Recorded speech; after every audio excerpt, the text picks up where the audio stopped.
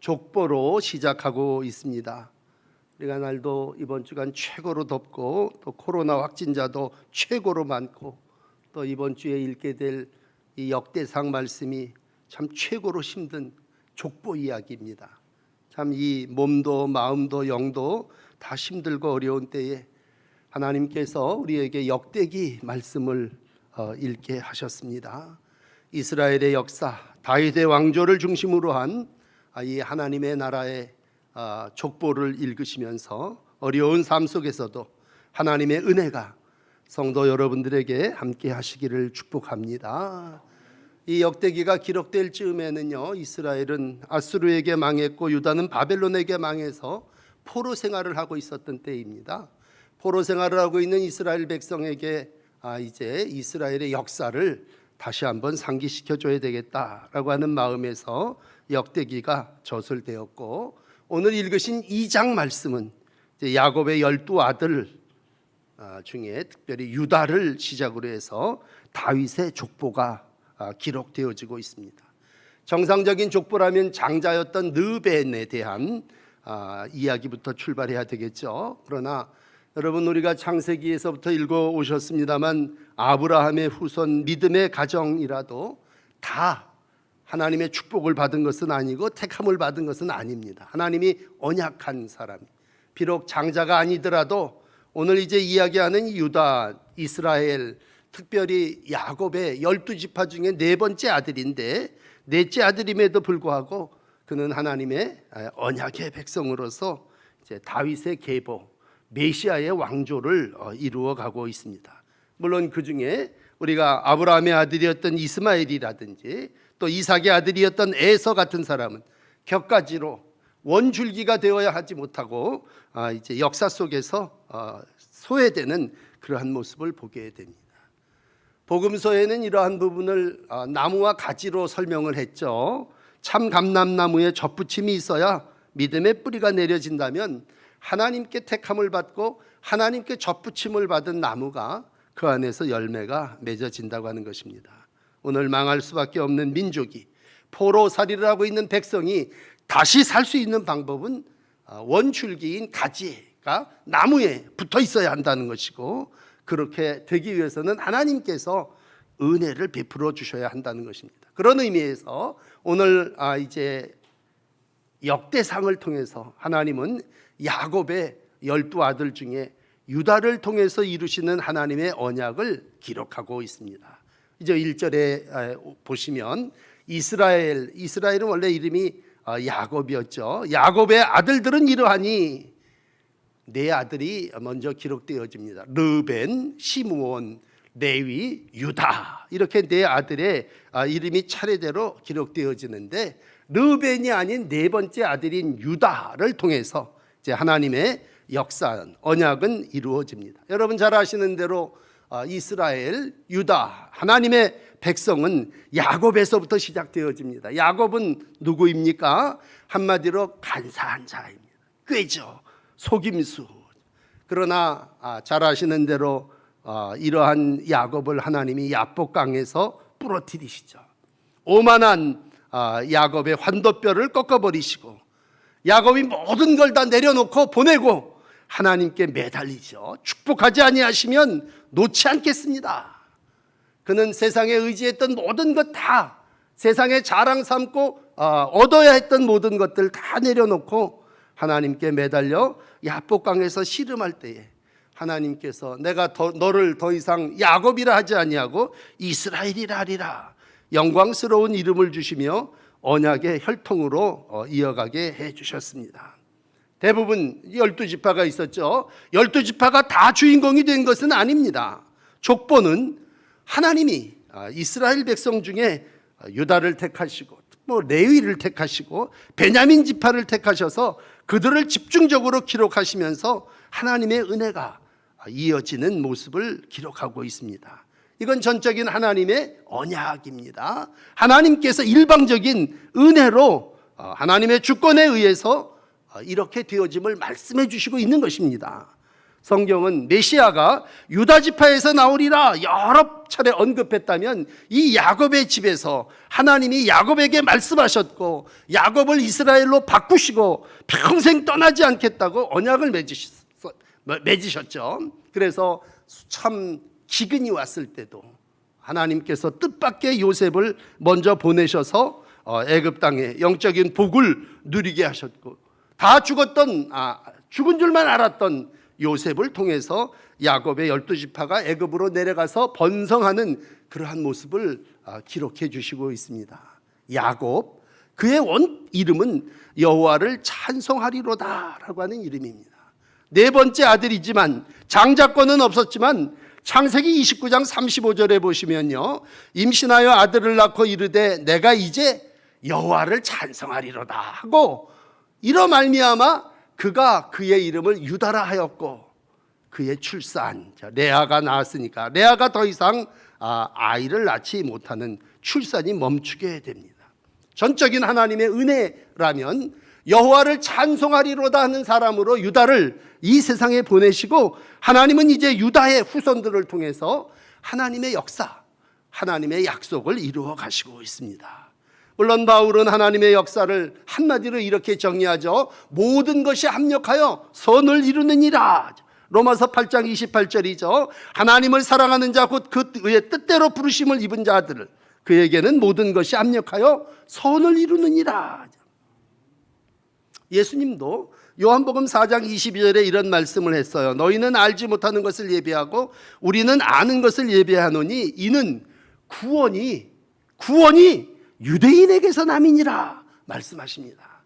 하나님의 구원하심이 어디에 있습니까? 유대인에게서 하나님의 구원의 역사가 이루어질 것이다, 그렇게 말씀하셨습니다. 그러므로 이건 하나님의 약속이고 하나님의 전적인 섭리입니다. 우리가 처음 누구에게 복음을 전할 때 사형리라고 하는 영적 교리를 전한다면 사형리의 첫 번째인 영적인 원리는 뭡니까? 그건 하나님이 당신을 놀라운 구원의 계획으로 인도하신다고 하는 것이죠. 하나님은 당신을 통해서 놀라운 하나님의 구원의 계획을 이루시기를 원합니다 라고 하는 이 하나님의 계획이 바로 아브라함의 후손, 그 많은 자손들 중에 오늘 이스라엘의 족보를 이루어가매 하나님은 야곱을 통해서 또 그 야곱의 넷째 아들인 유다를 통해서 하나님의 놀라운 구원의 계획을 이루어 가신다고 하는 것입니다. 자, 그렇다면 여러분, 이제 족보의 중심이 된 유다 자손, 그는 정말 그 이름대로 하나님을 찬송하는 사람이었느냐? 아닙니다. 삶이 하나님을 찬송하는 삶이 되기를 원하여 이름은 그렇게 지었지만 유다의 삶은요, 하나님을 찬송하고 하나님께 영광 돌리는 삶이 아니었습니다. 오늘 이제 이어지는 3절의 말씀 보면 유다의 아들이 셋이 있습니다. 에르, 오난, 셀란이. 이 세 사람은 가나안 사람 수아의 딸이 유다에게 낳아준 자요, 이렇게 얘기하고 있습니다. 그러므로 유다는요, 일찌감치 가나안 땅에 내려가서 세상 사람으로 살았습니다. 가나안 여자와 결혼해서 아들 셋을 낳고 신앙과는, 약속과는, 하나님을 찬송하리라고 하는 이름과는 거리가 먼 세상의 삶을 살았던 사람입니다. 부족함이 많았고 죄악된 생활에서 12지파 중에 방황하는 그러한 삶을 살았지만 중요한 건 그의 삶이 아니라 하나님의 선택하심입니다. 오늘 하나님은 이미 약속하셨고 너로 이스라엘의 찬송이 되리라 하신 그 약속을 이루시는 자로 하나님은 오늘도 선택하셨습니다. 그렇다면 그가 특별한 사람이었습니까? 그것도 아닙니다. 오히려 삶 속에 실패하고 많은 어려움을 당하게 됩니다. 사람이 살면서 제일 어려움을 당한다면 자식이 죽는 것이겠죠. 오늘 이 본처인 수아에게 아들 셋을 낳았다고 얘기했을 때 하나님이 보시기에요, 그 아들이 올바로 살지를 못했습니다. 음란하고 성적으로 깨끗하지 못한 율법에 어긋난 삶을 살았을 때 오늘 3절 마지막 부분을 보시면요, 여호와 보시기에 악하여 하나님이 그를 죽이셨다, 그렇게 얘기했어요. 첫 번째 아들인 에르가 여호와 보시기에 악함으로 여호와께서 그를 죽이셨습니다. 그러니까 하나님의 대를 이어갈 자가 없어지게 되죠. 그래서 두 번째 아들인 오난이라고 하는 이가 있다. 이 역사는 창세기 38장에 잘 기록되어 있습니다. 여러분, 오늘 설교는 창세기 38장하고 이렇게 같이 맞물려 있는데, 창세기 38장 10절에 보시면요, 오난이라고 하는, 애가 없으니까 이 오난이라고 하는 두 번째 아들이 형수에게 들어갑니다. 근데 그의 마음에 형의 씨를 내가 이어가서는 안 되겠다. 그리고 형수와 잠자리를 하면서 땅에다가 설정을 하게 됩니다. 오늘 10절, 그 일이 여호와 보시기에 악함으로 여호와께서 그도 죽이십니다. 그러니까 아들 셋 낳았는데 아들 둘을 죽였다고 하는 건 참 부끄러운 삶을 살았다고 하는 것이고, 하나님 보시기에 참 악했다고 하는 거예요. 근데 세 번째 이제 아들 하나 남았지 않습니까? 셀라라고 하는 아들. 그러니까 이 아들이 아마 어렸나 본데 이 아들마저 죽으면 어떡하나. 그리고 다말, 그 큰 며느리 다말에게 세라를 주기로 약속하고는 주지를 않습니다. 이러한 부끄러운 가족사, 자녀들의 부끄러운 그러한 모습, 자식이 둘씩이나 죄로 죽는 그러한 모습, 그러면 그 집안이 어떻게 하나님을 찬송할 수 있는 집이 될 수 있습니까? 여러분, 사람의 삶의 생활이 중요한 것이 아니라 하나님이 오늘도 그럼에도 불구하고, 하나님은 그럼에도 불구하고 이스라엘 백성 중에 유다를 택하셨고, 하나님은 그럼에도 불구하고 그 약속이 변함이 없으시다라는 것입니다. 나는 이제 우리 아이 둘이 다 죽었기 때문에 소망이 없어. 그랬을 때 하나님은 뜻밖의 방법으로 소망을 이루시고 약속된 다윗의 후손의 계보를 이루어 가신다고 하는 것입니다. 하나님은 어떠한 상황 속에서도 귀한 구원의 역사를 이루어 가시고 하나님의 계획은 변함이 없다는 것입니다. 타락한 삶을 살아도, 엉터리 같은 인생을 살아도 하나님의 약속, 하나님의 선택은 변함이 없습니다. 오늘 여러분에게 자신 있게 이렇게 설교를 하는 이유는 그 나중에 다윗이 출생을 해서요, 다윗이 자기의 삶을 고백합니다. 이제 역대상 28장 4절을 보면요, 다윗이 이런 고백을 해요. 하나님이 유다 지파를 택하사 이스라엘의 하나님 여호와께서 내 부친의 온 집을 택해서 영원히 이스라엘의 왕이 되게 하셨나니 하나님이 유다 지파를 택하사 머리를 삼으셨다. 유다 지파의 가문에서 내 부친의 집을 택하시고 내 부친의 아들 중에서 나를 기뻐하사 온 이스라엘의 왕을 삼으셨다. 그러니까 하나님의 택하심이죠. 하나님께서 유다 지파를 택하시고 나를 택하시고 이스라엘 왕을 삼으셨다고 하는 것입니다. 나중에 이제 역사가 한참 이어질 때 야곱이 죽기 전에 유다를 축복했던 그런 축복이 창세기에 기록되어집니다. 여러분, 창세기 49장에 보면 이제 죽음을 앞두고 12 아들에게 일일이 다 축복을 하죠. 그렇게 축복을 하며 마감을 하는 그 축복의 유언 속에 유다야, 너는 내 형제의 찬송이 될지라. 내 손이 내 원수의 목을 잡을 것이요 내 아버지의 아들들이 내 앞에 절하리로다. 어쩜 그 약속이 여러분 택하신 유다를 통해서 이루어집니까? 하나님은 약속을 이루시는 분이십니다. 야곱이 축복한 대로 유다의 삶이 정말 앞에 말씀드린 대로 엉망진창인 삶이고 세상적인 삶을 살았지만 유다의 약속대로 야곱의 유언이 그대로 이루어지는 모습을 우리 가운데 봅니다. 그래서 창세기 49장 10절에 보면 규가 유다를 떠나지 아니하며 통치자의 지팡이가 그 사이에 떠나지 아니하기를 실로가 오시기까지 이르리니 그에게 모든 백성이 복종하리로다. 이렇게 기록하고 있습니다. 물론 다윗이 자기의 역사를 기록하며 자기가 언약의 백성이여 선택받은 유다의 후손임을 자랑스럽게 고백하죠. 그러나 다윗의 삶 완벽했습니까? 여러분, 중간에 끝에 가서 밧세바의 사건으로 인해서 그의 삶이 추락하게 됩니다. 그러나 중요한 건 이러한 다윗이 진심으로 하나님 앞에 회개하죠. 그럴 때 역대상 17장 14절에 보면요, 나단 선지자가 이런 말씀을 합니다. 내가 영원히 그를 내 집과 내 나라에 세우리니 그의 왕위가 영원히 견고하리라. 나단이 이 모든 말씀과 이 모든 계시로 다윗에게 전하니라. 중간에 끊어질 뻔했지만 오늘도 하나님의 말씀, 하나님의 계시가 그대로 이루어짐을 말씀해 주시고 있습니다. 오늘 이제 이러한 족보를 여러분 함께 말씀으로 나누며 이제 마지막 세 번째, 우리에게 굉장히 중요한 유다의 며느리 다말에 대한 사건을 오늘 본문 4절은 기록하고 있습니다.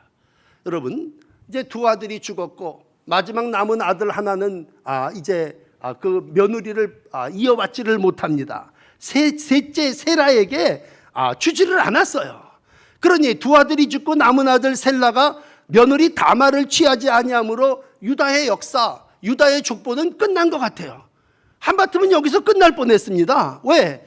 이러다가는 내 막내 아들마저 다 잊어버리겠다고 하는 생각이죠. 근데 여러분, 뜻밖의 사건이 창세기 38장에 자세하게 기록되어 있습니다만 이렇게 이루어집니다. 한마디로 다말이 창녀 복장을 하고요, 시아버지와 관계를 맺어서 쌍둥이를 낳게 됩니다. 세상에 이런 일이라고 하는 말을 쓴다면요, 유다 가문의 위기 앞에서 자손을 얻지 못함이 수치요 위기라면 유다 가문이 대를 끊어지는 그 상황 속에서 갑자기 등장하는 며느리 다말이요, 유다 관계를 맺어서 베레스와 세라라고 하는 쌍둥이를 낳아줍니다. 그래서 유다의 아들이 5이 돼버립니다. 여러분, 세상의 시각으로 보면요, 이거 뭐 이런 세상의 역사가 어디 있어? 신앙이 없는 가나안 사람이 생각할 때는요, 며느리 다말이 생각할 때는 어떻게 해서든지 자손을 낳아서 대를 이어야 되겠다고 하는 것입니다. 그럴 때 다말의 방법은 뭐예요? 창녀로 위장해서 부적절한 관계를 맺는 거예요. 부끄러운 역사였습니다. 그러나 뒤집어서 요즘 설교를 하면 만약이라는 말을 여러분에게 자주 하는데, 만약 다말이 정숙한 여자였다고 봅시다. 아주 정말 자신을 신실하게 지킨 여자였다고 생각한다면 여러분, 이스라엘의 역사는 유다에게서 끝났습니다. 그러나 다말이 과부 옷을 벗어버리고 창녀 옷을 입고 얼굴을 가리고 시아버지한테 알리면 안 되니까 유다에게 들어가서 동침을 해서 베레스를 낳고 세라를, 쌍둥이를 낳게 됩니다. 연약하고 자격 없고 허물토성이라면 이런 가족사가 어디 있을까? 그러나 돌이켜보면요, 이것이 우리의 모습이고, 영적 원리를 보면요, 인간이 누구냐? 이와 같은 죄인입니다. 허물과 죄가 많고 정말 자격이 없고 다 뒤집어 봐도 하나님 앞에 내놓을 만한 것이 하나도 없는 그러한 모습이 인간의 모습이라는 거예요. 하나님의 놀라운 계획은 이러한 정말 부족한 부끄러움, 죄인, 투성이인 인간을 통해서 오늘도 놀라운 계획을 이어가시고 있습니다. 그래서 오늘 이 족보를 기록한 이는요, 이 역사를 숨기지를 않습니다. 이스라엘의 역사 속에 가나안 여인들 들어와서는 안 되는 여인들이에요. 그런데 뭐예요? 말씀의 사실대로 기록하고 있습니다. 다말이 기록되어 있고 라합이 기록되어 있고 밧세바가 기록되어 있다면 이 사람들은 다 창녀입니다. 밧세바 같은 이는 정숙한 것 같지만 다윗과 간통과 불륜을 통해서 참 부끄러운 삶을 살았고, 오늘 우리가 얘기한다면 까십거리가 돼야 될 이야기. 근데 오늘 하나님의 성경은, 하나님의 말씀은 이러한 모든 역사를 기록하고 있고, 더 중요한 것은 이러한 부끄러운 역사를 통해서 하나님은 다윗이 이 세상에, 메시아가 이 세상에 탄생하게 하시다고 하는 것입니다. 나중에 예수님은 이러한 말씀을 하신 적이 있어요. 하나님이 하시겠다고 하시면 돌들로도 아브라함의 자손이 되게 하리라 라고 하는 말씀을 하셨습니다. 여러분, 돌이 아브라함의 자손이 될 수 있습니까? 창녀가 아브라함의 자손이 될 수 있습니까? 그러나 오늘도 하나님은 다말을 통해서 아브라함의 자손, 믿음의 계대를 이어가시고 있습니다. 무슨 얘기입니까? 하나님의 구원의 역사는 온 세상을 향하여 천한 이방인을 통해서도 귀하게 이루어 나가신다고 하는 것이고, 오늘도 하나님은 유다를 택하시고 그 유다의 후손들을 생육 번성하게 하시되 참 기묘한 세상의 죄인의 방법을 사용하셔서 하나님의 역사를 이루어 가신다고 하는 거죠. 사람들이 생각할 때는 엘리트 코스를 생각합니다. 혈통을 중요시하고 스펙을 중요시한다면 당연히 하나님이 장자를 통해서 계대를 이어가시겠지. 아니올시다. 엘리트 코스를 통해서 하나님의 나라가 이 땅에 이루어지는 것이 아니라 유다 지파 이스라엘의 역사는 은혜의 역사입니다. 하나님은 혈통이 좋은 자를 쓰지 않으시고, 하나님은 똑똑한 자를 쓰지 않으시고, 하나님은 장남을 쓰지 않고, 서자래도, 아니 넷째 아들이라도 하나님은 오늘도 그들을 통해서 하나님의 나라를 이루어 가신다면 하나님의 구원의 계획은 하나님이 하시는 것입니다. 인간이 어떻게 그런 일이 일어날 수 있습니까? 그러나 하나님의 구원의 역사는 우리와 다릅니다. 아마 윤리와 도덕으로 하나님이 역사를 이루셨다면 하나님의 역사가 이 땅에 이루어졌겠습니까? 대번에 유다에게서 끊어지고 말았겠죠. 그러므로 여러분, 우리가 어떤 일을 할 때는요, 항상 나는 스펙이, 나는 믿음의 배경이 그렇게 좋지를 않아요. 어떤 분들이 아주 솔직하게 은혜 받고 고백하기는 우리 어머니가요 무당이었어요. 여러분, 그게 무슨 상관이 있습니까? 환경과 배경이 여러분 하나님의 영적인 역사의 장에 낙심하지 마십시오. 절대로 그렇지 않습니다. 왜? 다말을 보십시오. 창세기 38장 가서 보면요, 다말이라고 하는 여자, 유다와 편하게 근친상간의 관계입니다. 그런데 오늘 유다 지파의 부흥과 번성은 누구를 통해서 이루어졌습니까? 가나안 여인인 수아를 통해서 낳은 아이가 아닌 다말을 통해서 베레스가 낳고, 그 베레스가 람을, 헤스론을 낳고, 람을 낳고, 람이 나답을 낳고, 그리고 나가서 이새를 낳고, 이새의 일곱째 다윗이 탄생하게 되고, 그 다윗의 14대를 지나서 예수 그리스도가 탄생하게 된다고 하는 것입니다. 오늘 여러분 창세기 38장에 있는 이 다말 사건을 조금만 더 말씀을 드린다면요, 26절쯤, 창세기 38장 26절쯤 보시면요, 다말이 낳은 베라스와 세라의 후손을 통해서 이루어지는데, 다말의 행동을 보고 유다가 이렇게 얘기합니다.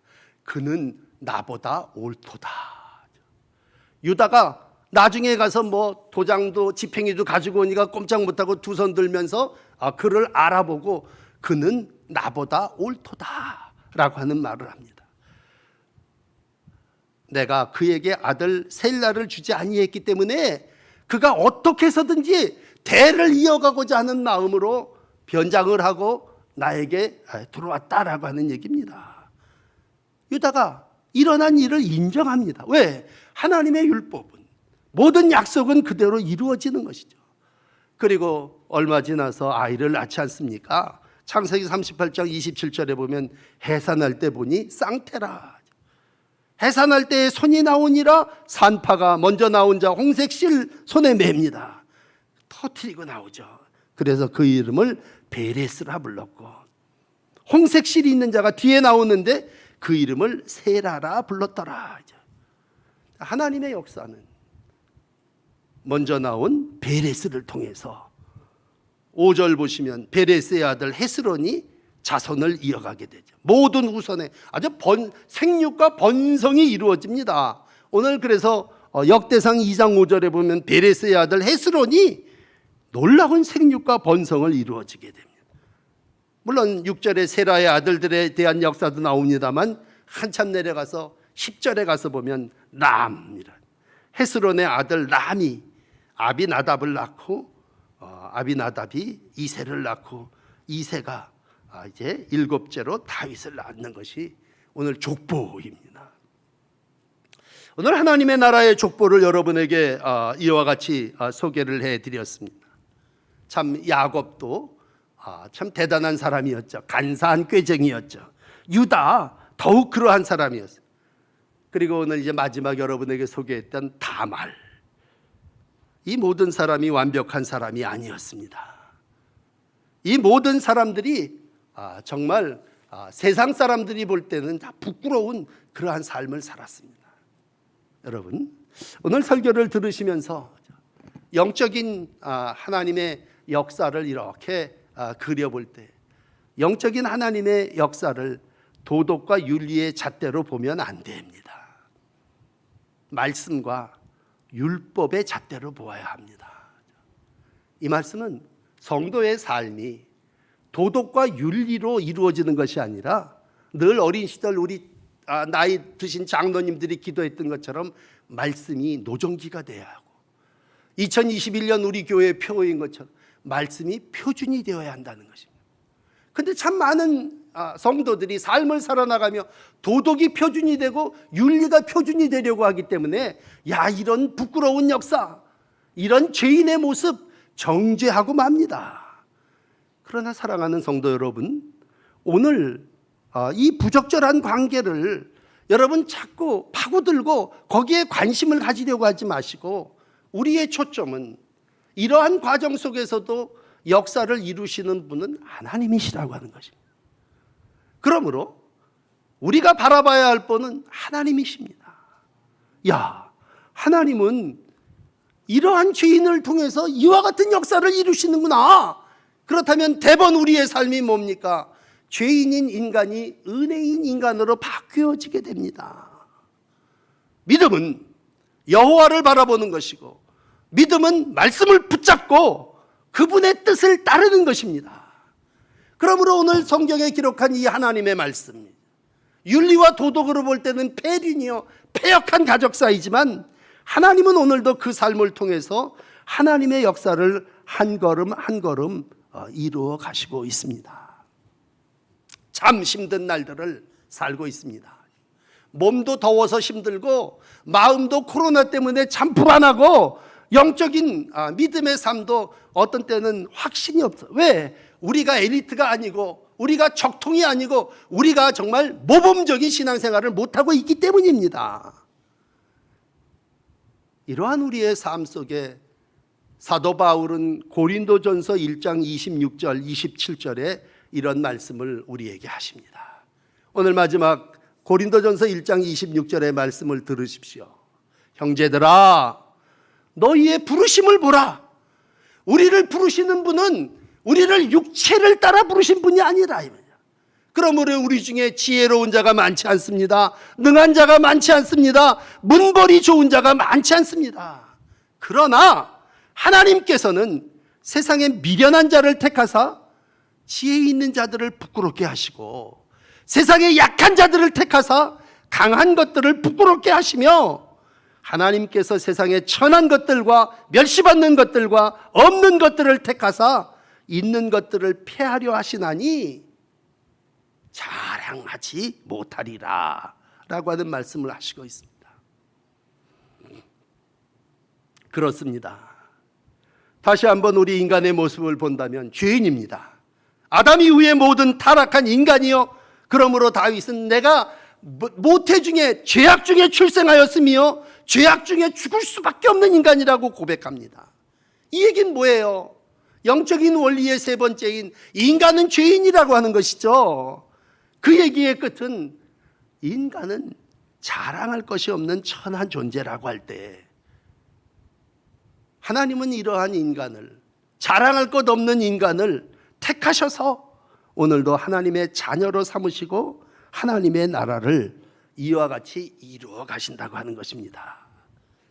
물론 우리가 다말보다는 조금 나은 삶을 살 수 있을 거예요. 나는 야곱처럼 그렇게 속이고 아버지도 속이고 형도 속이는 자는 아닙니다. 여러분, 우리가 이 세상을 살아나가며 다른 사람에게 대놓고 사기를 치진 않았지만, 우리 가운데 죄인의 모습의 특징이 있다면 그건 속이는 거죠. 또 하나의 모습은 부적절한 관계를 맺는 거죠. 또 하나는 불완전한 그러한 방법으로 모든 걸 해결하려고 하는 것이죠.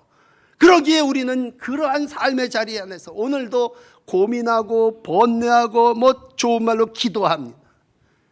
그러나 들으십시오. 여러분, 지난주 설교를 기억하신다면 히스기야 왕의 마무리라고 하는 제목의 설교를 여러분에게 드렸어요. 히스기야 왕이라고 하는 사람 좋게 출발했습니다. 아주 시스기야의 삶은 하나님 보시기에 정말 좋은 그러한 왕으로 출발을 해서 마지막에 그가 하나님의 은혜죠. 생명이 덤으로 15년 연장된 다음에 그의 마지막이 뭐야? 자랑으로. 돈 자랑, 무기 자랑, 뭐 자랑하다가 그 자손이 망하는 그러한 결론을 우리가 봅니다. 오늘 우리가 만나는 이러한 사람들, 처음에 출발은 다 부족하고 죄인이고 정말 가난한 사람이고 특별한 뭐 자랑할 것 실력 혈통 없는 그러한 사람입니다. 그런데 오늘 그러한 사람 뭐예요? 하나님은 그러한 사람들을 택하셔서 그 후손이 다윗이 되게 하시고 메시아가 되게 하신다면 그 후대가 자랑거리가 되고 영광이 되게 하셨다는 것입니다. 오늘 족보를 읽으며 여러분들에게 마무리해 드립니다. 여러분, 족보는 이미 이루어진 사건입니다. 한 주간 계속해서 이제 8장까지 읽으시겠는데 이스라엘의 족보 많은 사람들을 읽으면서 여러분, 그 사람들이 다 완벽한 사람 아닙니다. 그 사람들이 다 부족한 사람들입니다. 부끄러운 이방인들, 또 부끄러운 여인들 낱낱이 그 이름이 기록되어지고 있습니다. 특별히 하나님께서 우리에게 믿음의 복을 주셨다면 하나님은 오늘도 우리의 삶 속에 예수 그리스도를 보내주셨습니다. 그 예수 그리스도의 족보를 기록하는 마태복음 1장에 보시면요, 유다는 다말에게서 베레스와 세라를 낳고 베레스는 헤스론을 낳고 헤스론은 남을 낳고, 그러면서 하나님의 역사가 이와 같이 천한 것들을 통해서 하나님의 나라가 이루어짐을 말씀해 주시고 있습니다. 뭡니까? 하나님의 역사는 은혜의 역사입니다. 이스라엘의 족보는요, 은혜의 족보입니다. 오늘도 하나님은 은혜로 저와 여러분들을 구원해 주셨습니다. 오늘 하나님의 백성이지만 이방인으로 부끄러운 삶을 살았습니다. 그러나 나중은 하나님께서 장대한 복을 주셨습니다. 오늘 여러분들에게 설교를 마감하며 세 단어를 소개해 드립니다. 첫째는 언약입니다. 두 번째는 선택입니다. 세 번째는 허물입니다. 하나님은 언약으로 당신의 백성들에게 구원을 약속하셨습니다. 유다를 선택하심으로 은혜가 무엇인가를 우리에게 보여주셨습니다. 하나님은 특별히 다말이라고 하는 허물 많은 여인을 통해서 하나님의 채워주심이 무엇인지를 우리 가운데 보여주셨습니다. 여러분, 하나님은 하나님의 계획을 이루시고 하나님은 오늘도 우리 안에 채워주시는 분이십니다. 우리가 이 어려움 가운데도 하나님 앞에 감사하는 것은 하나님이 나를 구원해 주셨고 하나님의 은혜로 내가 택하심을 받아 예배자가 됐고 하나님이 허물 많은 다말과 같은 인생을 오늘도 귀한 어머니로 다윗의 계보를 이루어 나가는 믿음의 삶을 이루어 나가게 해 주셨다고 하는 것입니다. 사도 바울은 우리에게 이렇게 말씀하십니다. 로마서 4장 16절이시죠. 그러므로 상속자가 되는 그것이 은혜에 속하기 위하여 믿음으로 되나니 이는 그 약속을 모든 후손에게 굳게 하려 하심이라. 율법에 속한 자뿐만 아니라 아브라함의 믿음에 속한 자에게도 그러하니 아브라함은 우리 모든 사람의 조상이라. 오늘도 족보를 읽으시면서 하나님의 은혜, 하나님이 베푸신 구원에 감사하시면서 이 어려운 한 주간 믿음으로 영적으로 강건한 삶을 살아나가시는 성도 되시기를 축복합니다. 기도하십시다.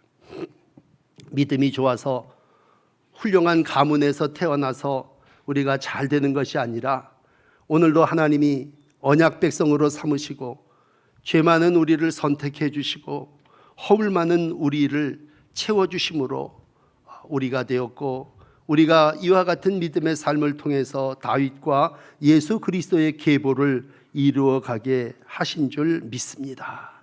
주님, 우리로 이 하나님의 역사 앞에 오직 하나님이 은혜를 베푸시지 않았다면 우리가 구원받을 수 없고, 하나님께서 우리를 택하여 주지 아니하셨다면 우리가 자녀될 수 없음을 고백합니다.